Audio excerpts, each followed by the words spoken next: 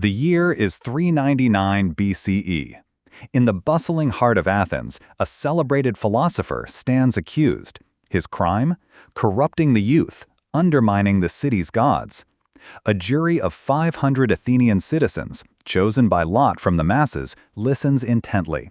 No lawyers, no judges as we know them, just the direct voice of the people. This wasn't some distant king's court, nor a closed council of elites. This was the demos, the citizens, deciding the fate of Socrates. And by their direct vote, he was condemned. This wasn't a fleeting moment in history. This was a radical experiment, a defiant shout against millennia of kings, emperors, and chieftains. This was the idea that the people could rule themselves. But who were the people? How did this audacious concept, so familiar to us today, truly begin? And why, after its dazzling debut, did it vanish for centuries, only to re-emerge, bloody and defiant, shaping the very world we inhabit? This is the hidden history of democracy's idea. For most of human history, the vast majority of people were subjects, not citizens. Their lives were dictated by a few, chosen by birth, divine right, or brute force. The very notion that ordinary individuals could collectively govern themselves was, to most, an absurdity, a dangerous fantasy. Yet, in pockets across the globe, the seeds of this dream were sown. Our story, for the most part, begins in Athens, a city-state carving its identity into the rugged Greek landscape. Imagine stepping into 5th century BCE Athens. The air thrums with debate. The scent of olive oil and roasting meat hangs heavy. And the clamor of the agora, the marketplace, is a constant backdrop. Here, a system was born that allowed for the first time unprecedented direct participation in governance. Every male citizen, upon reaching adulthood, was part of the ecclesia, the assembly. This wasn't just a right, it was an expectation. Thousands would gather on the Phoenix Hill, raising their hands to vote on laws, declare war, or even banish prominent figures through a process called ostracism, literally writing their name on a pottery shard to send them away for 10 years. This was not simply representation, this was direct democracy. Citizens served on juries, often numbering in the hundreds or thousands. Public officials, from tax collectors to market inspectors, were chosen by lottery, a radical belief that virtually anyone could perform these duties, and that picking by chance prevented corruption and the accumulation of power. Merit, in many cases, was secondary to the principle of equal participation. The system itself was designed to be a constant civics lesson, forcing citizens to engage, debate, and take responsibility for the city's direction. It was a vibrant, often chaotic, crucible of collective decision-making. But even this shimmering ideal had its shadows. The people of Athens were a remarkably exclusive club. Women, while part of Athenian society, had no political rights. The vast slave population, upon whose labor much of the city's prosperity rested, were entirely excluded. Foreign residents, even those who lived there for generations, could never become citizens. So, while radical for its time, Athenian democracy was a limited democracy, a club of privileged men. It was a powerful idea, yes, but one confined to a very specific, narrow definition of the people. Across the Mediterranean, another nascent republic was rising, albeit with a very different vision of self-rule: Rome. Unlike Athens' direct democracy, Rome forged a republic, a system of laws, checks and balances, and elected representatives. Here, the people were represented through various assemblies, but power was heavily weighted toward the wealthy elite, the patricians, in the Senate. The common people, the plebeians, often felt their voices drowned out. Yet, the story of the Roman Republic is a testament to the persistent struggle for a broader definition of the people. For centuries, plebeians fought for greater rights, for access to higher offices, for their tribunes to have the power to veto laws proposed by the patrician Senate. This was a slow, arduous process of negotiation and concession, a testament to the idea that rule by a few, even if well-intentioned, could be challenged and eventually expanded. Imagine the dramatic tension of a plebeian tribune standing before the Senate, wielding his sacred power of veto, halting the gears of state in the name of the common citizen. This wasn't the spontaneous direct democracy of Athens, but a more structured, legalistic evolution of the idea of shared power. The Roman Republic eventually succumbed to its own success, its vast empire proving too unwieldy for its republican institutions, paving the way for emperors. But both Athens and Rome, in their distinct ways, had etched an indelible mark on the human consciousness, the audacious idea that a society could govern itself, not by divine decree or inherited power, but by the will of its citizens.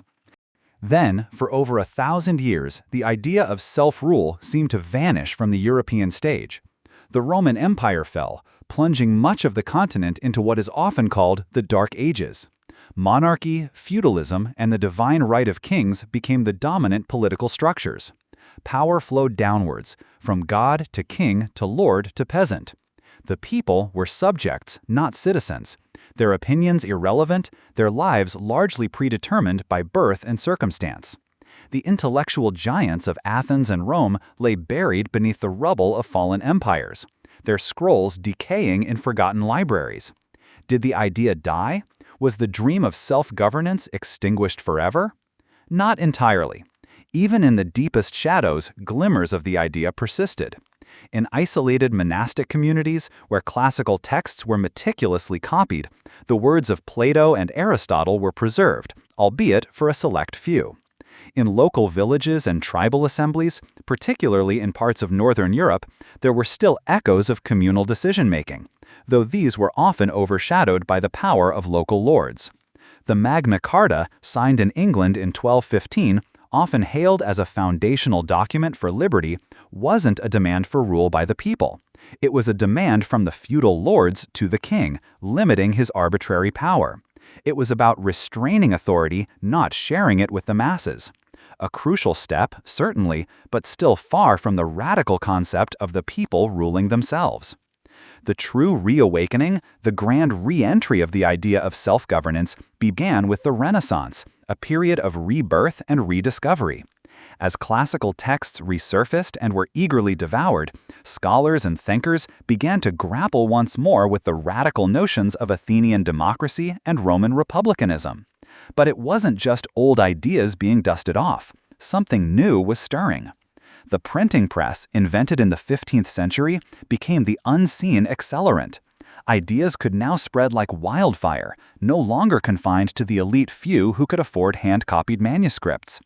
The Protestant Reformation, too, played a part, challenging the monolithic authority of the Church and indirectly fostering the idea that individuals could have a direct relationship with the divine, bypassing established hierarchies. If one could interpret God's word for oneself, why not also interpret the laws governing one's life? But it was in the intellectual ferment of the Enlightenment, centuries later, that the idea of rule by the people truly blossomed into its modern form. Picture a bustling Parisian salon in the 18th century, or a quiet study in rural England.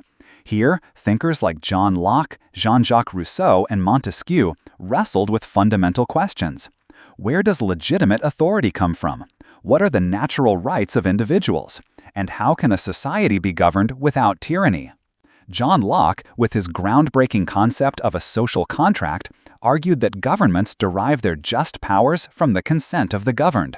This was a revolutionary pivot. No longer was power a divine gift descending from above. It was a pact freely entered into by individuals for their mutual benefit. If the government violated that pact, the people had the right to resist, even to overthrow it. This wasn't just a political theory. It was an incendiary device, waiting for the right moment to ignite. Rousseau pushed the idea further, championing the general will, the collective good as expressed by the people. He argued that true freedom lay in obeying laws that one had helped to create, in participating directly in the shaping of one's own destiny. Montesquieu, meanwhile, laid out the blueprint for separation of powers, dividing governmental authority into legislative, executive, and judicial branches, a system designed to prevent the concentration of power and safeguard liberty. These ideas, debated in salons and circulated in pamphlets, were no longer abstract philosophical musings. They were blueprints for a new world, pregnant with the promise of revolution. The tension was palpable. The old order, built on centuries of inherited privilege and unquestioned authority, sensed the ground shifting beneath its feet. Could these radical notions truly be put into practice? The answer arrived with the thunder of cannon fire and the roar of defiance. In the late 18th century, across the Atlantic, 13 American colonies, chafing under the distant rule of a monarch, dared to declare that all men are created equal and possess unalienable rights to life, liberty, and the pursuit of happiness. The American Revolution was not just a war for independence. It was the first large-scale experiment in applying Enlightenment ideals of self-governance. "We the people," the opening words of the U.S. Constitution, became a radical declaration, a promise of a new kind of sovereignty. But the American experiment, like Athens before it, immediately grappled with its own hidden paradoxes. "We the people" was initially a narrower group than the bold words implied. Enslaved Africans, comprising a significant portion of the population, were denied any rights, their humanity brutally denied. Women, despite their crucial role in the revolution, remained without political voice. Indigenous peoples were systematically dispossessed. The foundational ideal of self-rule was immediately confronted by the deep-seated prejudices and economic realities of the time. The idea of the people was still very much a work in progress, a contested terrain. Just a few years later, across the Atlantic, the concept exploded onto the European stage with the French Revolution. Here, the drive for self-governance was even more radical, more sweeping, and ultimately more terrifying. The French revolutionaries sought to dismantle the old order entirely, to create a society built on liberté, égalité, fraternité, liberty, equality, fraternity. The citizens of France would replace the subjects of the king. For a heady, terrifying period, the people seemed truly unleashed. The Jacobins, claiming to embody the general will, executed the king, abolished titles, and sought to purge society of all vestiges of the old regime. This was direct rule by the people, in a brutal, uncompromising form. The idealism quickly descended into the reign of terror, where thousands were guillotined in the name of the people's purity. It was a horrifying plot twist for the Enlightenment dream.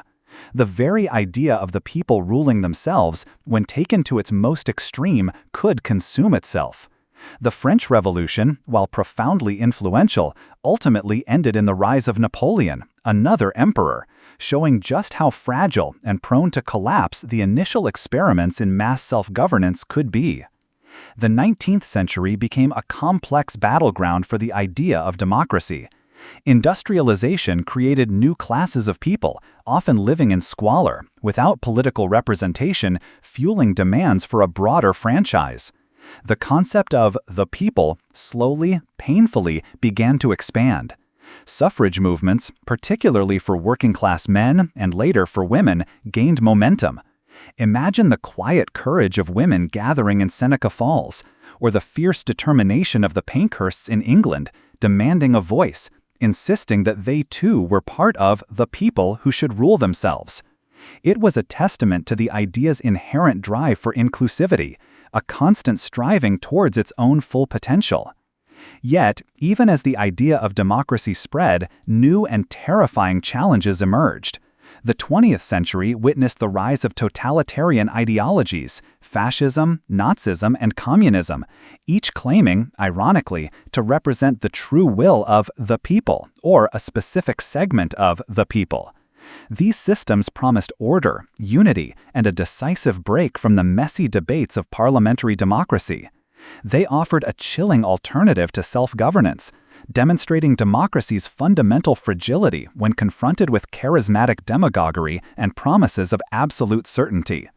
The two world wars became existential struggles, not just between nations, but between competing ideas about how societies should be governed.